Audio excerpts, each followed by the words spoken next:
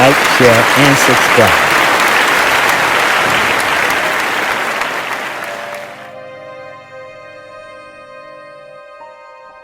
The house anymore because somebody brought to an end of that house. So I guess maybe it was God, because it was the best thing that probably could happen, because I probably could not see what I even see now if that divorce had not happened.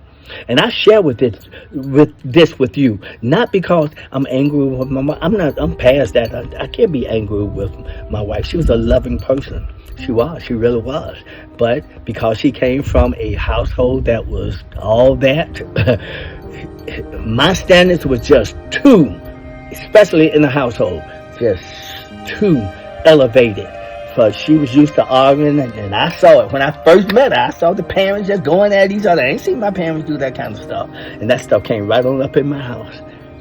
And I didn't know how to deal with it. I went to my dad asking him, Dad, how do I deal with this woman that just fuss and argue with me, just keep coming at me and whatever. It could never, she thought she was supposed to have the last word, but I'm like, oh my goodness. I didn't know you didn't know that. I didn't know you didn't know that. And I'm trying to figure out where I get it from. Why is it that my thoughts were so different from hers in reference to a household being, raising kids right and managerial skills happening? I didn't know what the hell was going on. I had to figure it out over time. I used to think, oh, she's awfully smart. And I'm like, no, you weren't. My mom used to call her stupid. And I was like, now, truly, my wife's not stupid. She's smart. She was like valedictorian when she graduated. I didn't know it was but 2 people in the class. That's just a joke. It's like to be able to laugh at this now.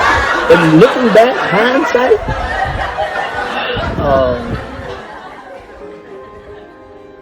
this was not her fault. This is my fault. I chose poorly. Now, she probably would have worked just fine with someone whose mother standards were down here, and her, maybe my wife's standards was here. That would have worked. So she's not a bad person. It's just that my queen, my queen and what I was used to, it was like coming from out of the, I came from out of the castle and put down in the dungeon somewhere in the whole pen. I'm serious. And I was supposed to be happy with that? No. So would I make that mistake again? I'm asking questions. So second wife having some hard time. Because I'm questioning like, hey, I'm not going to make that mistake twice. And she's like angry because I'm having questions. That's what a smart man does. I'm too old to be making a mistake twice. Not doing it. So, I think we together, I hope we understand that, and maybe not. But I share these things with you because our people need to hear it. This ain't about me and about her and nobody. This ain't even about that. This is about where our people are. And men, we're out of place. Women, you're certainly out of place, because according to scriptures here, you are way out of order. Talking about you looking for 50-50, and somebody's not supposed to be concerned about you and concerned about asking you questions about something that God's going to hold him responsible for. Yet you say that you believe in Jesus. Yeah, you're into Jesus, well, evidently you ain't read Jesus close enough, because he ain't lining up with what you saying. You out of order. You are out of order if you think that you're supposed to be the ruler in the household. And you're supposed to be teaching your husband.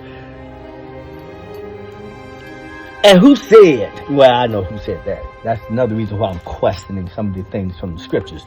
Who said that most men, if they just a part of any religion, any that's teaching righteousness, I don't care if you're Buddhist, Muslim, whatever you are, if you're about righteousness, that man can lead you. You're talking about you gotta follow Jesus, but he's following Farrakhan or somebody else. That's still a righteous and a holy man. And if you want to stick Jesus in there in your private level, let that be in your bedroom.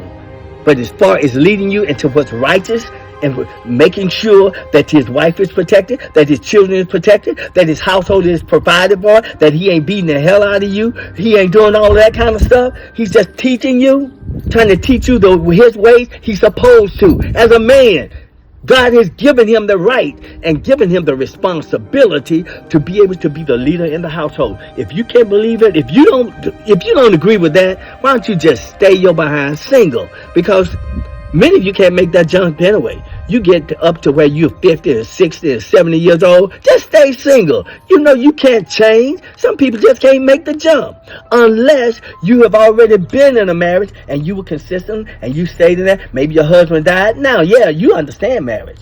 You can marry again because you understand what marriage is.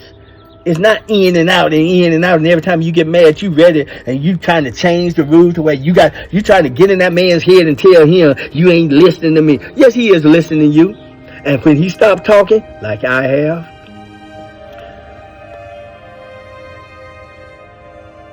you're tired of the drama. So we can stop calling partnerships, relationships, situations. Stop trying to treat that shit like it's a marriage. It is not a marriage. It's not a marriage. Marriage is made by, that's something God evidently created, I hope. But this thing, you're talking about business arrangements and relationships. Those are not marriages. A marriage is identified according to the scriptures as in what that is. And you're talking about some women talking about where they lost themselves. You're supposed to lose yourself in a marriage. You ain't got no, hey, my mama head ain't sticking out here on the side. It's in here. Daddy's head is on top.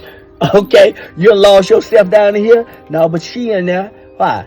How do I know? Because I take care of this body. I listen to everything that she has taught me. It's in my DNA to how to live and to want to do the right things and keep peace in this body. Peace in this body and confidence in my spirit and in my heart to know that I'm doing the right thing for this body. But if you out here doing everything you want to do to fail your body, you need to shut up. You don't know anything about a marriage. You don't know anything about a relationship. You don't know nothing. You know about relationships and you know about partnership. Those are two different things. That is not a marriage. So,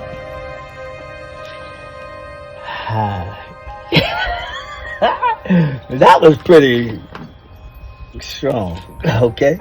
But hopefully, I know I'm probably going to get some people saying something, whatever. Look, you take it up there and you take it in. And if you don't want to hear what I got to say, turn it off. Turn the phone off. Go to the next page. Go to somebody else.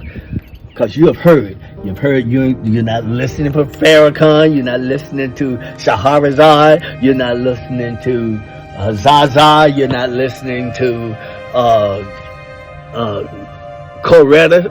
You're not listening to not only the leading men, you're not listening to the leading women, because there's some women out here. There's some women on the internet, they are preaching the word to these women.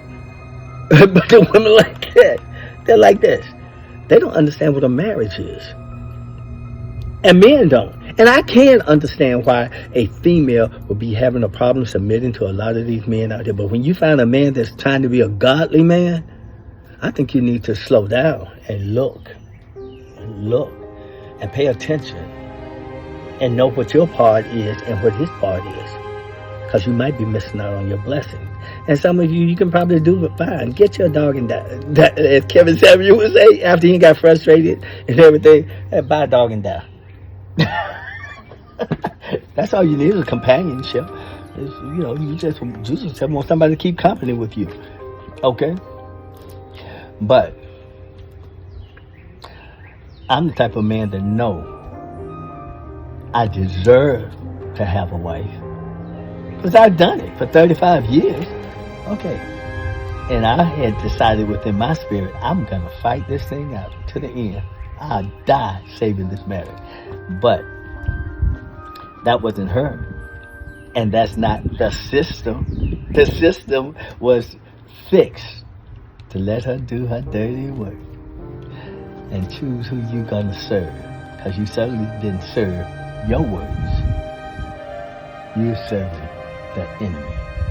So with that said, brothers and sisters out there, especially those of you who are members of the Black experience, we so much need this, according to the scriptures. So at the end of the day, I must grant you peace.